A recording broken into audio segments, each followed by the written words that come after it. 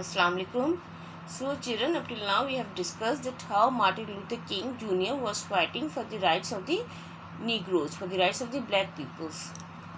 He wants that these black peoples will also get justice in every field of life.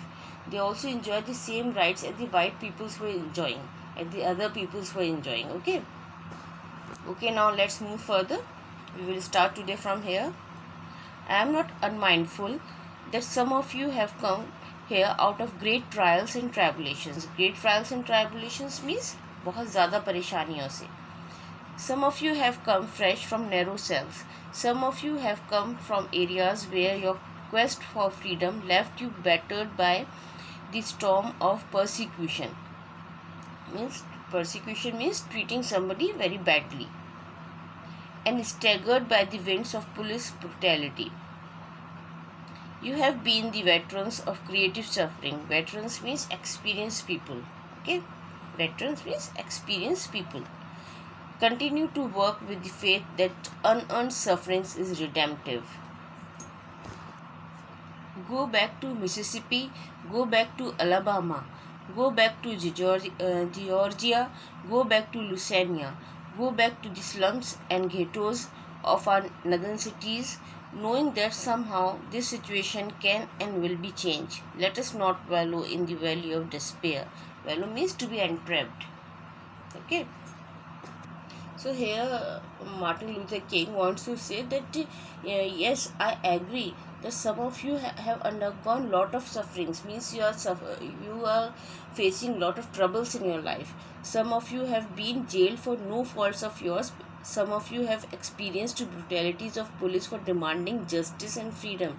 Means you are putting in the jail by the police without any reason. They put you in the jails. I know this thing, how much you suffer for getting freedom. And police also tortured you without any reason. But do not lose hope. He wants us that we don't have to lose hope. We are on the right track. Because when we are on the right track, why we lose hope? We have to be positive, be calm. So he said, I request you, he make a request to us that don't return to your places and continue your fight. Do not panic, keep calm, have patience. He said that I assure you that in spite of the tide going against us today, soon this tough time would be over and we would breathe in fresh air of freedom and justice. So he said that I say to you today, my friend, that in spite of the difficulties and frustrations of the moment, I still have a dream. It is a dream deeply rooted in the American dream. I have a dream that one day this nation will rise up and live out the true meaning of its creed. We hold these truths to be self-evident, that all men are created equal. I have a dream that one day on the red hills of Georgia, the sons of former slaves and the sons of former slaves' owner will be able to sit down together at a table of brotherhood. I have a dream that one day even the state of Mississippi, a desert state sweltering with the heat of injustice and oppression, will be transformed into an oasis of freedom and justice. Here's the word sweltering. Sweltering means getting heated in an uncontrolled way. Means too hot to be controlled. So Martin Luther King says that this is my dream. This dream is American dream. That one day we would breathe in fresh air of freedom and justice. I have a dream that one day America will treat us equally. I have a dream that one day the son of slaves and the son of slaves' owner will sit together on the same table. I have a dream that one day Mississippi state, where injustice and oppression is the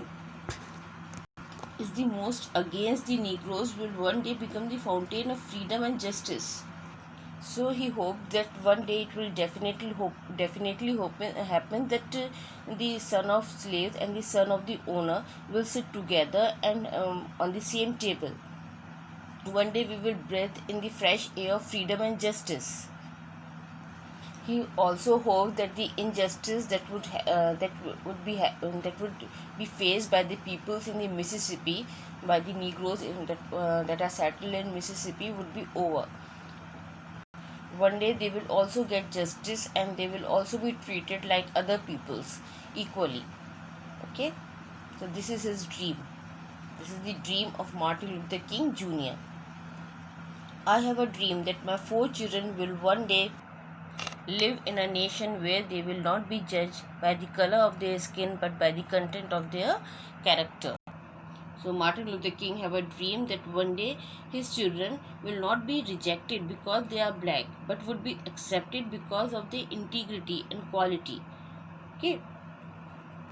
Actually, this dream, Martin Luther King Jr.'s dream for his children, is actually the dream of an America, where the characters of the people will be more important than the color of their skin. Hence, his dream is not for his children alone, but the entire Negro community which suffered racial discrimination. Okay, I hope that up till here everything is clear. Okay, Allah Hafiz.